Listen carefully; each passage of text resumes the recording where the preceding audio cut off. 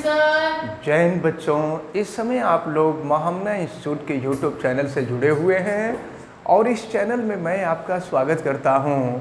आज हम लोग क्लास 11th रसायन विज्ञान यानी केमिस्ट्री हिंदी माध्यम एनसीईआरटी बुक के अध्याय 2 परमाणु की संरचना के अंतर्गत आज हम लोग विकिरण का द्विक प्रकृति पढ़ने जा रहे हैं। तो विकिरण का द्विक प्रकृति विकिरण है क्या? तो प्रकाश भी एक तरह का विकिरण है और अगर मान लीजिए कोई वस्तु गर्म है और गर्म वस्तु को रख दिया गया तो उसमें ऊष्मा निकलता है और वह ऊष्मा भी एक स्थान से दूसरे स्थान तक विकिरण विधि से जाता है, तो इसको भी हम विकिरण कह सकते हैं। तो देखें, प्रकाश ऊर्जा का एक विशिष्ट रूप है और प्रकाश कण की तरह तथा तरंग की तरह भी व्यवहार करता है। प्रकाश के अंदर कुछ गुण ऐसे पाए जाते हैं जिससे ये पता चलता है कि प्रकाश तरंग की तरह व्यवहार करता है।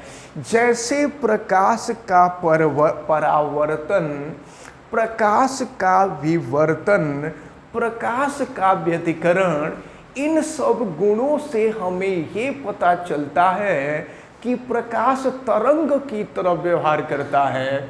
लेकिन अगर हम लोग देखें प्रकाश वैद्युत प्रभाव, प्रकाश वैद्युत प्रभाव क्या है? तो प्रकाश के प्रभाव से धातु की सतह से प्रकाश इलेक्ट्रॉन उत्सर्जित होने लगते हैं, तो इस घटना को ही प्रकाश वैद्युत प्रभाव कहते हैं। तो प्रकाश वैद्युत प्रभाव इस बात को प्रदर्शित करता है कि प्रकाश कण की तरह व्यवहार करता है। तो प्रकाश कण के साथ साथ यानी प्रकाश कण की तरह भी व्यवहार करता है और तरंग की तरह भी व्यवहार करता है। आप पढ़ने जा रहे हैं विकिरण की द्विक प्रकृति। द्विक का मतलब होता है दो गुण। तो दो गुण कौन कौन होते हैं? एक गुण होता है कण का और दूसरा गुण होता है प्रकृति का। तो देखें, सन 1905 ईस्वी में वैज्ञानिक आइंस्टीन ने ये बतलाया कि प्रकाश कण की तरह, प्रकाश की ही तरह विकिरण भी। तो आइंस्टीन ने यह बताया कि विकिरण तरंग की तरह भी व्यवहार करता है और कण की तरह व्यवहार करता है, यानी विकिरण के अंदर भी दो गुण पाए जाते हैं।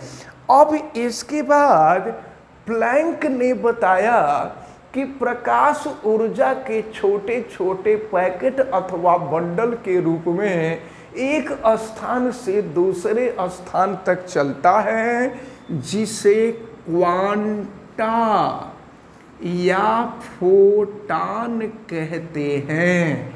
क्वांटा या फोटान की जो ऊर्जा होती है वो ई के इक्वल होती है और ये h न्यू के बराबर होता है, जहाँ E प्रकाश की ऊर्जा है और h प्लैंक नियतांक है। प्लैंक नियतांक h की वैल्यू 6.6 इंटू 10⁻⁻34 जूल सेकेंड होता है और न्यू प्रकाश की आवृत्ति होती है। तो न्यू जो है प्रकाश की आवृत्ति होती है और न्यू इजकल टू होता है c/λ, जहाँ c प्रकाश की चाल है। और आपको पता है कि प्रकाश की चाल c की वैल्यू 3 × 10⁸ मीटर पर सेकेंड होता है और लैम्डा प्रकाश का तरंग दैर्ध्य है और नॉर्मल प्रकाश का तरंग दैर्ध्य 5000 एंगस्ट्रॉम के बराबर होता है। ये आपको पता है। तो ये आइंस्टीन और प्लैंक का अलग अलग हमने विचार आपको बताया, लेकिन आइंस्टीन ने ये भी बतलाया था कि द्रव्यमान को ऊर्जा में परिवर्तित किया जा सकता है, जिसे आइंस्टीन का द्रव्यमान ऊर्जा संबंध कहते हैं। और आइंस्टीन का ऊर्जा द्रव्यमान ऊर्जा संबंध E=mc² होता है, जहां E पदार्थ की ऊर्जा है, m पदार्थ का द्रव्यमान है और c प्रकाश की चाल है। प्रकाश की चाल अभी आपने देखा है। तो ये आपने देखा विकिरण की द्विक प्रकृति। अब इसके बाद हम लोग पदार्थ की भी द्विक प्रकृति देखेंगे। तो द्विक प्रकृति का मतलब दो गुण। तो विकिरण के अंदर कण का भी गुण पाया जाता है और तरंग का भी गुण पाया जाता है। इसे ही हम विकिरण की द्विक प्रकृति कहते हैं। अब इसके बाद हम लोग पदार्थ की भी द्विक प्रकृति को देखेंगे। तो इस प्रकार ये जो विकिरण की द्विक प्रकृति है, विकिरण की द्विक प्रकृति आपको बहुत अच्छी तरह से समझ में आया होगा।